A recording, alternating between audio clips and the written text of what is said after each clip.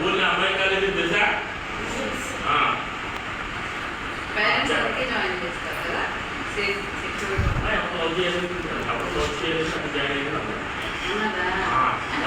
చెప్పండి. ఊళ్ళో బుక్స్ ఉంటాయి, వాటి మాత్రం అవసరం రాసుకోండి. ఏముంటాయి? మీరు చదువుకునే ఇంటర్మీడియట్ బుక్స్ ఉంటాయి. ప్రతిదీ కూడా ఆ బుక్ మాత్రమే మీరు వచ్చేస్తే ఫ్యూచర్లో జీవితమే మారిపోతుంది, మంచి భవిష్యత్తు ఉంటుంది. ఈ టైంలోనే అలా సైకిల్ మీద ఉంటారు, ఆటో డ్రైవర్ కూడా అదే చేస్తారు. ఒక్కసారి మీరు మీరు నిలబడి మనం మీరు కూడా అమ్మాయి డిగ్రీకి వెళ్తాం కదా, నెక్స్ట్ ఇయర్ వెళ్తారు. నిలబడి ఒకసారి మనం ఇంటర్మీడియట్ దాకా దేవుడి దగ్గర తీసుకొని వచ్చాడు అంటే మీరు పుట్టక మునిపే బైబిల్ ఏమంటారంటే తల్లి గర్భంలో మిమ్మల్ని పెంపక మునిపే నేను ఎదుగుతున్నాను.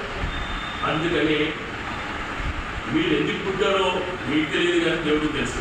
కానీ నేను ఎందుకు పుట్టానో అని మీరు ప్రశ్నించుకుని ఈ సమాజంలో మన ఊరికి ఫస్ట్ మన తల్లిదండ్రులకి, మన అన్నదమ్ములు అక్కచెల్లెళ్ళకి, తర్వాత మన ఊరికి, తర్వాత మూడుకి మన బంధువులకి, మన శ్రేయోభిలాషులకి, అలాగే నెక్స్ట్ మనం చదువుతున్న విద్యాలయాలకి, తర్వాత నెక్స్ట్ మీరు ఉంటున్న ఊరికి, జిల్లాకి, రాష్ట్రానికి, ఇండియాకి, వాళ్ళకి ఉంది.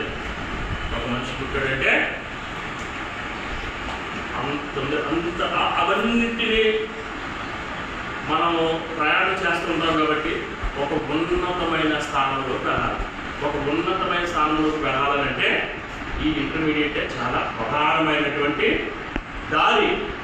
ఈ స్ట్రైట్గా మీరు వెళ్ళినప్పుడు ఈ ఇంటర్మీడియట్ ఎప్పుడైతే మీరు దాటారో డిగ్రీలో మీకు చెప్పనవసరం లేదు.